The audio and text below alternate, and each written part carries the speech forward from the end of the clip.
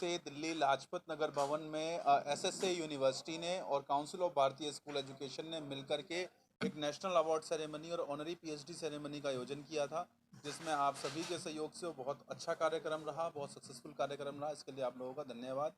और आने वाले 24 सितंबर को सेम एक कार्यक्रम, ऐसा ही बल्कि इससे बड़ा एक कार्यक्रम, पंजाब और हरियाणा दोनों राज्यों की जो राजधानी है चंडीगढ़, जो कि अपने नाम की तरह फेमस भी है, में इस आयोजन को करने जा रहे हैं, जिसमें हमें फिर से आपका सहयोग चाहिए होगा। वकील साहब, अगर हम बात करें इप्सो की, यानी कहीं की प्राइवेट स्कूल एसोसिएशन की तरफ से आप जो है लगातार कहीं की लीगल एडवाइजर के तौर पर रहते हैं, और ऐसे में जो है स्कूल्स पर जो है कहीं की आपके अपोजिट में वकीलों ने जो है कई पिटिशंस लगाई हैं, जैसे कि स्कूलों में कई कमियां जो है उन्होंने देखी कि नेशनल डिजास्टर मैनेजमेंट का कोई उनके पास सर्टिफिकेट नहीं, फायर एनओसी उनके पास नहीं है, तो क्या कहना चाहोगे? देखिए, इंडियन प्राइवेट स्कूल एसोसिएशन से संज्ञान में तो अभी ऐसा कोई मामला आया नहीं था। और अगर हम बात करें कि एडवोकेट्स ने जो जिस तरीके से हमने देखा था, आप लोगों ने कुछ कवरेज करी थी, एक वकील साहब हैं हमारे, माननीय अधिवक्ता महोदय हैं, जिन्होंने इस पे प्रेस वार्ता भी करी थी। उन्होंने बताया था कि इन्होंने लीगल नोटिस भी डाला है, और आज कुछ डीओज ने और बीओज ने एक नोटिस भी इशू करा है प्राइवेट स्कूल्स को फायर एनओसी के लिए। तो सबसे पहले तो हम बोल दें कि वकील साहब को थोड़ा सा स्टडी करना चाहिए था इस केस को। तमाम स्कूल अपने सभी दस्तावेजों के साथ तैयार हैं, सभी स्कूलों के सभी दस्तावेज हैं, सभी दस्तावेजों के आधार पर उनको मान्यता मिली हुई है। जितने बीओज हैं या डीओज हैं, वो उनका सहयोग करने के लिए स्कूलों की टीम तैयार है। अगर हम बात करें फरीदाबाद के ग्रामीण क्षेत्र के जितने भी स्कूल हैं, तो कहीं लगातार जिस तरह की कमियां उस वीडियो में बताई गई थी और जिस तरह से वो छात्र संघ जागरूक होकर वकील साहब के पास पहुंचा था, तो समस्याएं वहीं की वहीं हैं। आह, देखिए, वकील साहब ने एक बार भी ना तो इंडियन प्राइवेट स्कूल एसोसिएशन से कांटेक्ट किया, ना ही उन्होंने काउंसिल ऑफ भारतीय स्कूल एजुकेशन से कांटेक्ट किया।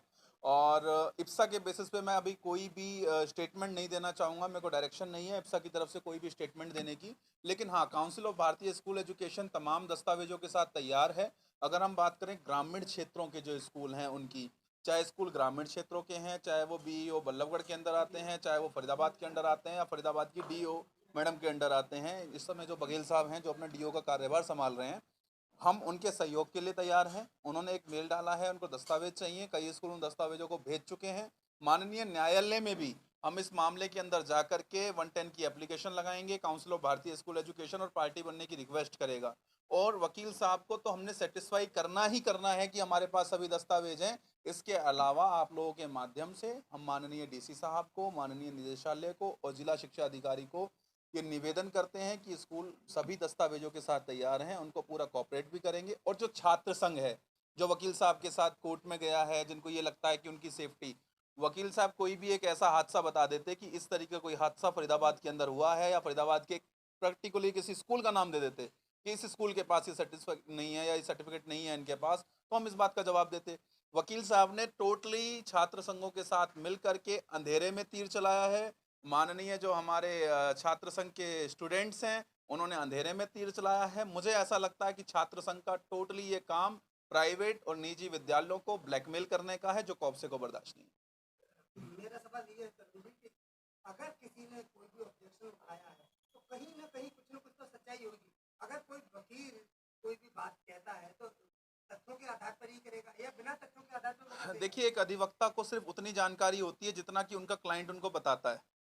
एक क्लाइंट ने जाकर के बताया कि वकील साहब, प्राइवेट स्कूल्स के पास ये कमियां हैं, और इन कमियों के लिए हम छात्र संघ से हैं और हम चाहते हैं कि छात्रों का हित हो। हम खुद भी, हम स्कूल एसोसिएशन से हैं, काउंसिल ऑफ भारतीय स्कूल एजुकेशन से हैं, लेकिन हम लोग खुद चाहते हैं कि छात्रों का हित हो। इसकी जगह हम आप लोगों के माध्यम से आउट टू कोर्ट भी और इन कोर्ट भी हर तरीके से तैयार हैं। छात्र संघों से निवेदन करते हैं कि एक बार आएं, हमसे मुलाकात करें। कहीं पर उन्हें किसी भी प्रकार की क्षति का कोई आभास होता है, उनके उन सारे सवालों का जवाब देने के लिए हम तैयार हैं। अगर कोई चीज सच में पाई जाती है कि गलत है किसी भी स्कूल के बारे में तो इस पे क्या कार्रवाई करेगी, क्या एक्शन? देखिए, मैंने आपसे पहले भी कहा कि इप्सा की तरफ से कोई भी स्टेटमेंट देने के लिए मैं अधिकृत नहीं हूं।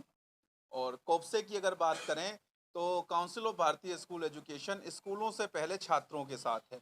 हम आप लोगों के माध्यम से फिर से स्टूडेंटों को रिक्वेस्ट करेंगे, एक बार हमसे आकर के मिलें। किसी भी स्कूल में यदि इन नियमों की पालना नहीं हो रही है, तो हम उन नियमों की पालना करवाएंगे। अगर कहीं सुरक्षा का कोई मुद्दा छूटा है, तो पहले उस स्कूल में वो सारे मुद्दों को पूरा कराएंगे। फायर सेफ्टी को लेकर के हो, चाहे बिल्डिंग की सेफ्टी को लेकर के हो, चाहे डिजास्टर कमेटी को लेकर के हो। हर तरीके से हम सरकार का, छात्रों का सहयोग करने के लिए तैयार हैं। तमाम तरीके की सुरक्षा जो छात्रों के लिए सुरक्षित महसूस कराने का काम है, वो कॉप्से के द्वारा किया जाएगा। स्कूल बाद में, छात्र पहले, क्योंकि छात्र हमारे देश का भविष्य हैं। बीते दिनों जिस तरीके से कॉप्से और एसएससी यूनिवर्सिटी द्वारा अवार्ड सेरेमनी किया गया, काफी सफल आयोजन रहा। आपकी तैयारी है अगले महीने फिर एक अवार्ड फंक्शन करने की, किस तरीके से तैयारी कर रहे हैं और इसमें नॉमिनेशन की प्रक्रिया क्या होगी और पीएससी के लिए कितनी सीटें आपके पास इस बार अवेलेबल है? देखिए, हम बात करें, इस बार जो कार्यक्रम है वो चंडीगढ़ के अंदर होना है। 24 सितंबर का कार्यक्रम रहेगा और कॉप्से ने इस बार जो यूनिवर्सिटी से डिमांड करी है, वो डिमांड करी है 55 सीटों की। 55 सीट्स रहेंगी। यूनिवर्सिटी की वेबसाइट www.ssuniversity.com पर जाकर के आप अपना नॉमिनेशन फॉर्म फिलअप कर सकते हैं। इसके अलावा नेशनल अवार्ड, स्टेट अवार्ड और डिस्ट्रिक्ट अवार्ड कॉप्से की तरफ से वहाँ पर रहेंगे। आप लोगों से भी निवेदन है कि जैसे आपने पहले सहयोग किया वैसे सहयोग करें। इसके अलावा हमने पहले भी आपको बताया था, दिल्ली एनसीआर के अंदर कुछ इंस्टीट्यूट एसएससी यूनिवर्सिटी की वेबसाइट को कॉपी करके एक फर्जी वेबसाइट बना करके आम जनता को ठगने का काम कर रहे हैं। उनसे रिक्वेस्ट है वो कोऑर्डिनेटर से कांटेक्ट करें, चाहे वो the Arora legal educational group से कांटेक्ट करें या कृष्णा पॉलिटेक्निक से। आप कितने लोगों को इस बार स्टेट अवार्ड और डिस्ट्रिक्ट अवार्ड देने की योजना है पीएससी के साथ साथ? देखिए, इस बार जो स्टेट अवार्ड होंगे वो हर स्टेट के मात्र 2 ही व्यक्तियों को दिए जाने हैं और इस बार 29 के 29 स्टेट पार्टिसिपेट करेंगे। तो अगर हम बात करें कि जैसे इस बार हरियाणा गौरव 15 लोगों को दिया गया था, लेकिन इस अवार्ड सेरेमनी के अंदर मात्र 2 ही ऐसे लोग होंगे जिन्हें हरियाणा गौरव से नवाजा जाएगा। ऐसे 2 लोग होंगे जिन्हें पंजाब गौरव से नवाजा जाएगा। हर स्टेट के 2 लोगों को ये स्टेट अवार्ड दिए जाने हैं। नॉमिनेशन की प्रक्रिया के बाद ऑनलाइन इंटरव्यू की प्रक्रिया शुरू होगी। उनके प्रोफाइल के आधार पर, उनके इंटरव्यू के जवाब के आधार पर उनका सिलेक्शन होगा। और दूसरी चीज़ ये कि कुछ लोगों ने एक अफवाह उड़ाई थी कि काउंसिल ऑफ भारतीय स्कूल एजुकेशन ने उनसे कुछ चार्ज किया है। काउंसिल ने अवार्ड्स के लिए कोई चार्ज नहीं किया था।